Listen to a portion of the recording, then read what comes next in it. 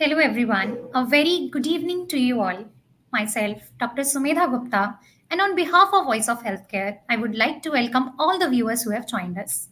So, today, we are here to present the fifth episode of Detect to Protect, a series of awareness sessions in the fight against breast cancer. This campaign is organized by Voice of Healthcare and supported by Zydus Life Sciences. So, in today's session, we'll explore about the vital insights on breast cancer from recognizing the signs and symptoms to the importance of early detection, prognostic testing, policy advocacy, and the latest treatment options. So, let's come together to empower ourselves with the knowledge that protects women's health. Before starting this discussion, I would like to share some facts about the breast cancer prevalence in India. Breast cancer in India possesses a significant public health challenge, accounting for about 14% of the global burden. The incidence is rising at 1.5 to 2% annually, which approximately 60% of cases diagnosed at the advanced stages, severely impacting the treatment outcomes for the same. The average age for diagnosis is around 45 years, younger than the global average of 61, and the survival rate varies from 70 to 80% in urban areas in comparison to 40 to 50% in rural areas. Awareness of the symptoms is really low, with only 20 to 30% of women informed about this disease, and less than 10% participate in the regular screening. Cultural barriers and stigma further impede timely medical help, especially for the women with a family history of breast cancer, who are at the 2 3 times higher risk. These factors highlight the urgent need for improved awareness, education, and healthcare access to address the rising burden of breast cancer in India. And in the light of these stats and facts, to begin with the discussion, first I would like you all to please join me in welcoming our expert who is going to provide us with insightful information on understanding about the breast cancer awareness. I would like to welcome Dr. Bharat Patodiya, founder, director, and chief medical oncologist, Pi Oncology. Good evening, doctor. Welcome to the discussion. Good evening, Dr. Sumedha. Thank you for the invite. And good evening to all my audience. Namaste, Vanakkam, Namaskar. So let's begin with the discussion. So, Dr. Bharat, if we talk about the early signs and symptoms in breast cancer, so what are your views and what do you want to share? I mean, what are specific early signs and symptoms of breast cancer that women should be vigilant about, and how can awareness of these signs lead to earlier diagnosis and the better outcomes?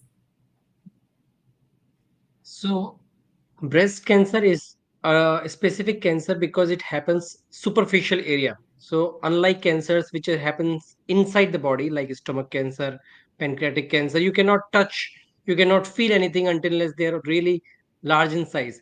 While breast cancer is something most women can find abnormalities in their breast size, shape, skin, maybe a discharge from the nipples and present late to doctors considering that this might be some trauma, some injury, menstruation cycle problem, some hormonal, some stress. So these are the four changes which every woman, not every but most of the women feel it, observe it, but delay the presentation. So change in the size, discharge, skin changes, and these are the changes which are more enhanced if you do breast self-examination. So there are n number of videos on YouTube how to do breast self-examination. Every woman should learn about it. This is simple examination in front of the mirror, starting from examining yourself in front of mirror and then palpating your breast in a scientific way. So most women can find it, but do not present to the doctors. Thank you, Dr. Bharat, for these insights. On to following up of that, I would like to know what are the alarming signs and symptoms that women should consider and should not ignore all these signs and immediately go for diagnosis and testings. So, in addition to what I just mentioned, if you also have symptoms of, let's say, jaundice, bone pain, you have some bone pain, when you press it is paining, it is a high possibility that the cancer has already spread and you are about to develop certain bone fractures and all.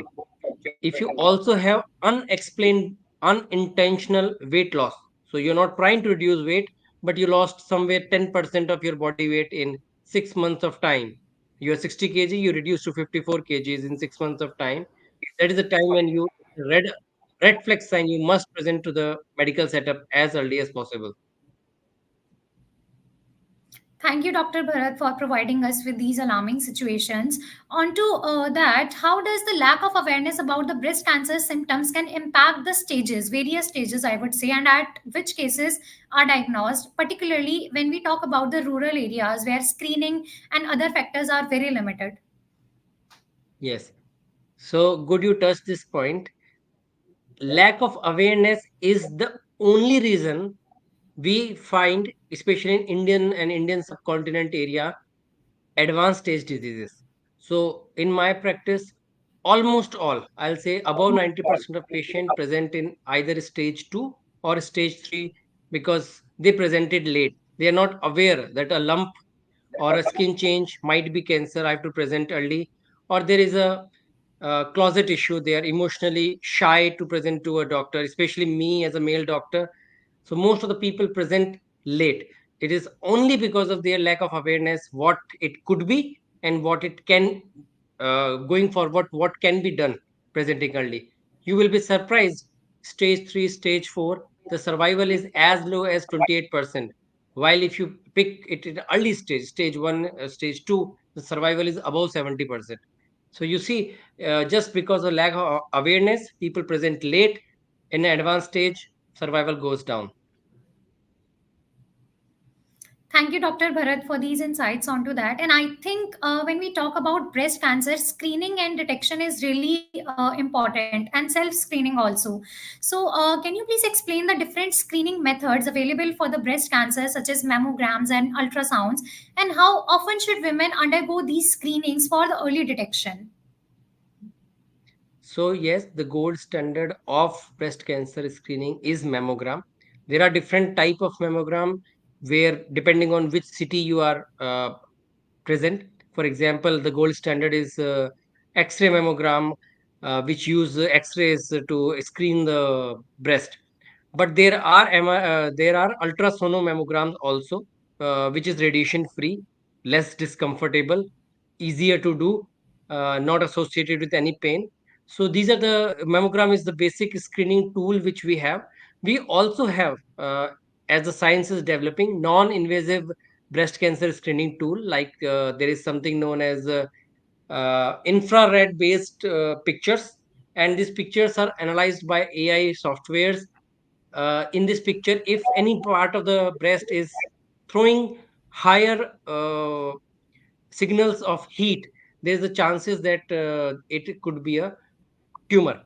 And then as a screening, as the science is progressing, we also have certain blood tests which can suggest is the presence of cancer in the body. These type of test is available at very few labs. For example, Sintra or Myrex's availability is limited, cost is high. So the penetration of these tests is not into the deeper parts of our country or even the Indian subcontinent.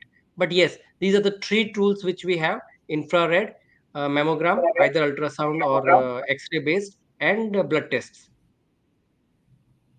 Thank you, Dr. Bharat, for providing us with various screening methods.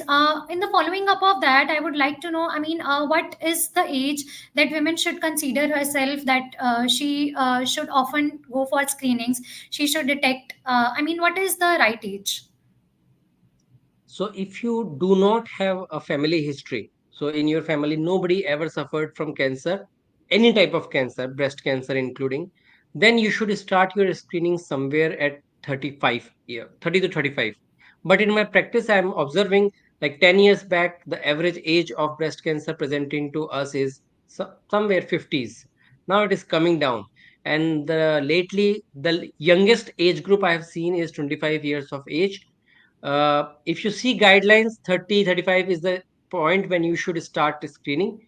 If you have a family history of breast cancers, so two of your family members uh, developed cancer, blood breast cancer at age lesser than 60, you should also get evaluated for certain genetic tests like BRCA1 and 2. If those are positive, then you must get start screening 10 years before your index case start. For index cases, Like your relative diagnosed of breast cancer at age of 35, for example, so you should start your screening at 10 years before, 25 years of age. Also, if you have family history being positive, there are certain genetic tests which also changes how you will do screening. So if somebody is BRCA positive, I will not screen that lady with mammogram, which is meant for general population. I'll screen that lady with MRI breast. I don't want to expose her with radiation, and the sensitivity of MRI screening is much much much higher. Yes, the cost is associated with us with that, but the modality is this age group and based on the family risk or not. There are online tools, online risk calculators for breast cancer in which your ethnicity, yes, we are Indians, we don't fit in Hispanics, we don't fit in Americans, but leaving that, your age, family history, you have undergone certain biopsies, hormonal issue or not, you can calculate your risk of breast cancer. Anything above 1.7, you should also do a active surveillance, high surveillance.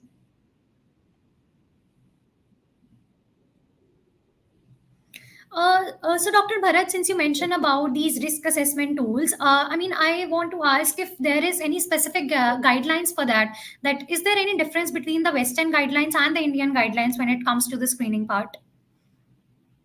To be very frank, we don't have very strong Indian guidelines based on actual data, trials, and all. We are bound to follow the long term trials done in the West simply because they are more structured.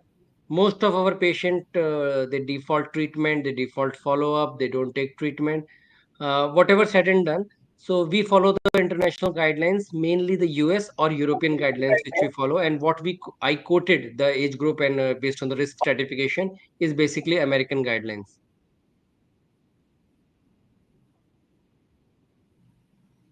Okay, thank you, Dr. Bharat, for providing us with these insights. And if we talk about the self screenings, so in your view, what are your recommendations for the steps related to breast self examination, and why it is important for women to perform this regularly as a part of their healthy routine? Sorry, can you come again? I missed your 2 seconds of question. Yes, sure. So, what are the recommended steps for breast self examination when it comes to self screening, and why it is important for women to perform this regularly as a part of their healthy daily routine? Okay. So there are lot of videos, exact steps, practical examination you should learn from YouTube. No point for me to explain the whole thing, but I will tell you the mistakes which people do. The most common mistake which I have seen is people Yeah. start using their tip of the fingers. So when, if for example, if this is the breast and you examine it like this, you are bound to feel certain fat tissue, bones as lump. So you should not use tip of the finger, you should use the pulp of the finger, the pulp of the finger. So you should palpate a breast like this is the most common mistake which I have seen. The second most common mistake is they forget the examination of axilla. The axilla is the armpit. So they definitely examine the breast, but armpit they forget. And the third most common is the frequency of the breast examination. You know, now it's the breast cancer awareness month. Many of your audiences will see this video, they will go to YouTube, they will see the breast examination videos, and then they will start breast examination very frequently. Every day they will do. No, you should do once a month, because the breast undergo a lot of hormonal changes in terms of its size, the consistency, based on the which part of your menstrual cycle you are. So in 1 month to 3 months time, you actually develop a knowledge or awareness about your own breast. Okay, my breast goes under this changes, which is cyclical in nature. It is not associated, these changes are regular. At the end of the cycle, I'm feeling that to be tender. At beginning of the cycle, they are much more supple. So those changes, people, they panic when the first time they do the examination, they panic, and then they come. So you should do on a monthly basis, not daily basis. And also, when people do it on daily basis, their motivation drops very fast, because they don't find anything, no change. And brushing twice a day is a good habit, but most people don't do it. They will start in the new year, then they drop out. So you should set your reminders on a monthly basis, not on a daily basis. So these three mistakes are most common. You should anybody who is interested in breast cancer should search on YouTube. Like, there are 12 major steps. All videos cover those major steps. Thank you, Dr. Bharat, for these wonderful insights onto that. Moving ahead with the discussion to diagnostic part. So, in your view, how does various biopsy methods contribute to the diagnosis of the breast cancer, and what patients should expect during these procedures? And there is this stigma or myth also that people are scared with the biopsy treatments and various treatments which are going to happen during their cancer treatment. So, how can we bust them also? Yeah. So biopsy, first let me explain what is biopsy. Biopsy is nothing but a gun like this. The tip of the gun goes inside a suspected tumor area based on your ultrasound or MRI, or even if you can touch the lump, it goes in the lump, and then we press a small piece of tissue comes in this gun, and then it goes to the testing of the tissue biopsy. Now it's the gold standard. And whenever a lump is suspected, so for example, somebody comes that I can palpate a lump, that patient will undergo a clinical examination by a trained hands like myself or a surgeon. Based on our experience, we will determine, okay, this lump may be a benign lump. Benign means not cancerous lump, or it could be a cancerous lump. If it is a cancerous lump, then we will send that patient to a ultrasound department, or we ourselves can also do a biopsy. So this is known as core biopsy. It's a gold standard. Every lump at present time has to undergo this. What is new is there are a lot of liquid biopsies, like based on blood samples you can do cell-free DNA, microRNA, messenger RNA, and to find out whether body is releasing, this tissue is releasing any cancer specific genetic material in the blood. Then the third thing is the procedure. Whenever the biopsy is planned, you undergo a screening test whether you don't have any bleeding disorders or not. If not, then the procedure is as simple as tissue and this. Now, fourth thing which you asked, people are afraid to do this biopsy. Yes, people are afraid. In my practice, I'll say 15% of the people refuses biopsy, saying that it will start spreading, if it will go here and there. So understand this: if cancer is present in your body, you don't treat it, the cancer is bound to spread everywhere. So it is a myth that biopsy itself will cause spread. Cancer knows how to spread, irrespective of biopsy or no biopsy. Only in certain cancer, like early stage of ovarian cancer, early stage of kidney cancers, biopsy is not recommended. Upfront we can do surgeries. Otherwise, if it is breast cancer, until unless it is really really small, which we can go ahead with surgeries, we do biopsy, and then the treatment continues. uh, s- the latest thing, which is again limited in which city you are living, is vacuum assisted breast biopsies. So in vacuum assisted, what we do is, if this is the area where breast cancer is suspected, we don't do plain biopsy. So in mammogram there is no one lump, but a suspicion of area being cancerous. So in that area, using a vacuum, we take some certain cells. So the vacuum assisted biopsy is helpful in such kind of situation to pick up the cancer early. Again, it is limited. It is available in Mumbai, Hyderabad, cities like this. May not be available in every city. Even in other capital towns it may not be available. Thank you, Dr. Bharat, for providing us with these insights on biopsy and busting out the myths. Moving ahead with the discussion, if we talk about the risk assessments and the genetic testing, in your view, what role does the genetic testing, such as BRCA mutation testing, plays in assessing an individual risk for breast cancer and how it can inform preventive strategies to the patients?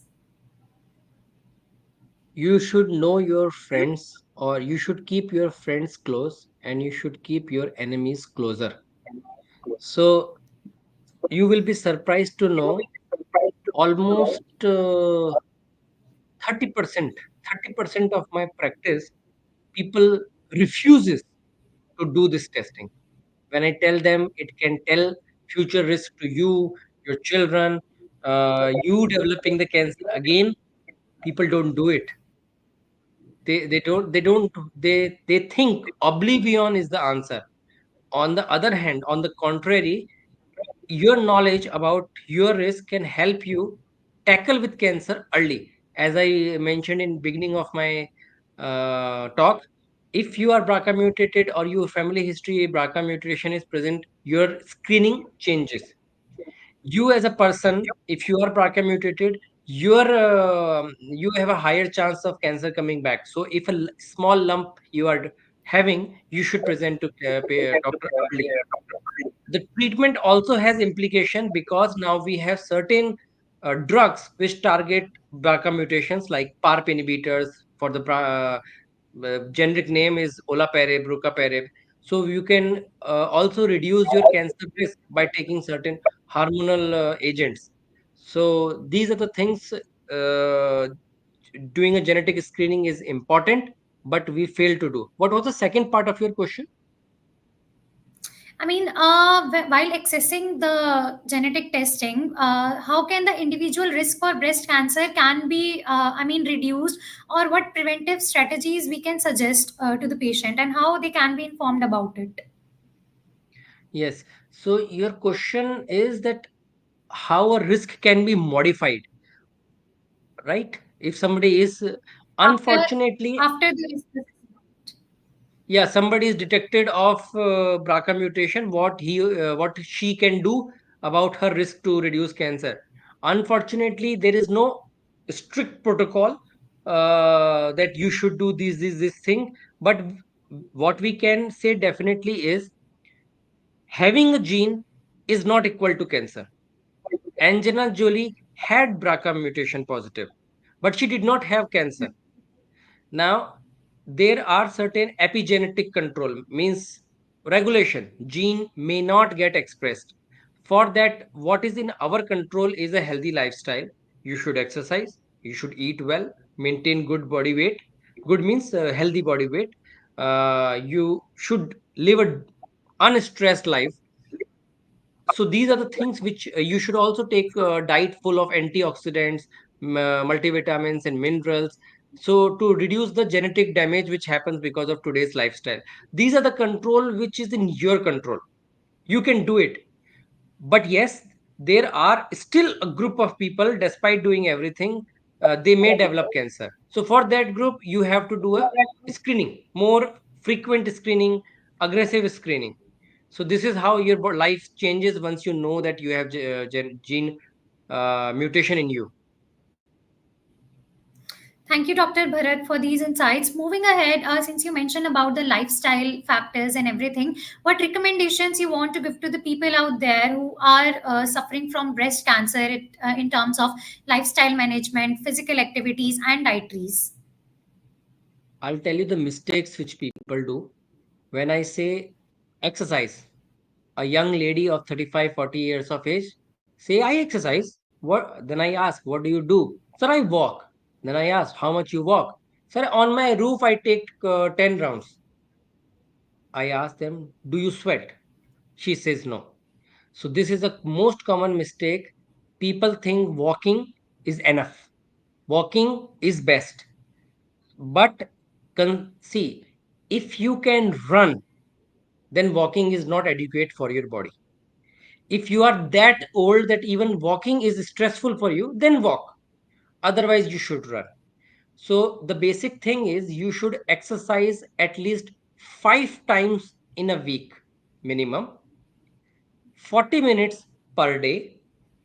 Out of that 40 minutes, 20 minutes you should be exercising to that intensity that you are not able to complete more than 3 words in a stretch. Example, I'm running. I should run at an intensity for at least 20 minutes out of 40 minutes of my workout that I am not able to say my full name. My name is, my name is 3 words. I must not be able to say more than 3 words at a time. That is the intensity of exercise you should be doing. So decide your own intensity according to your age and fitness.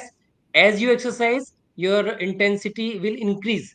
So if you are running, not if you are walking for 10 rounds of your roof at age of 25 today, okay, that may be appropriate for you today because you are unfit today. But once you're exercising in 3 months' time, your intensity should increase proportionately. And in 3 years of time, again, your intensity should increase proportionately. You have to do more intensive exercises. So that is the most common mistake in terms of exercise. Now the second mistake which make people make is about diet. How much fruits and vegetable is adequate? So people put one angur is grape. One grape is not equal to one fruit. So you should have a 300 gram of fruits, fresh fruits per day. Third thing, you have to take low glycemic index food, the food which is more fattening. You don't maintain a good body fat ratio. Your body fat releases estrogen, which can cause breast cancer. So these are the three most common mistakes people make.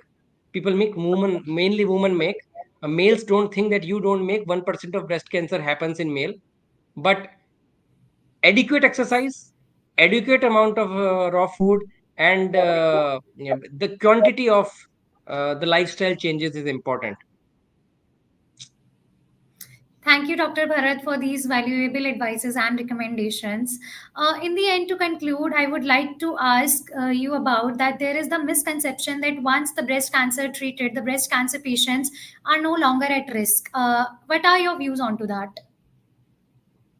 No, a cancer patient is always at risk, but the risk is highest in the first 2 years of treatment. So somebody who finished surgery, chemotherapy, radiation, everything today, from today for the next 2 years, the risk of cancer coming back is highest. As the time passes, the risk reduces, but the risk is never zero. So that is where regular follow-ups are most important. The first 5 years is what we say is most crucial. If you did not get in first 5 years, the risk of getting cancer back is very less, but not zero. I have seen people getting breast cancer back after 15 years also. But yes, though certain population is really, really low, will dietary change or lifestyle change would have prevented that cancer? Probably yes, but I cannot say for sure. It is always better to say that. One thing I forgot to mention about the diet and all, smoking and alcohol, especially the urban population of women, because of whatever effect of media, societal change and all. Yeah, more and more women are jumping into lifestyle where they smoke, either to de-stress, to show off, to build relationships, whatever, and the alcohol. You will be surprised that women are genetically, biologically at disadvantage when they smoke or drink alcohol. The fat content of the body of woman stores smoke. The carcinogenic effect of smoke is higher in women. Same goes for alcohol. The fat content of the body of a woman, so the buttocks, the breast is basically fat, stores the alcohol, releases it slowly. So the carcinogenic effect of alcohol and smoking happens for longer time in women. So women should prevent themselves from these habits. I'm not saying male are licensed to smoke and alcohol, but women are biologically disadvantaged. If they smoke, they are at more disadvantage compared to males. Thank you, Dr. Bharat, for these insights and for these recommendations. And I think this is going to be really valuable for the people out there who are listening to this. So, in conclusion, our objective for today's discussion was to explore and emphasize the importance of breast cancer care by integrating insights on recognizing the signs and symptoms and early detection, screening methods, etc. And I'm confident that our experts have addressed this crucial topic comprehensively and effectively, presenting the information in a way that a layman can also understand it. I would like to extend my gratitude to Dr. Bharat for his insightful contribution and for sharing your expertise with us today. Thank you for joining us today and for contributing to this important discussion. Thank you so much. Welcome. Namaskar.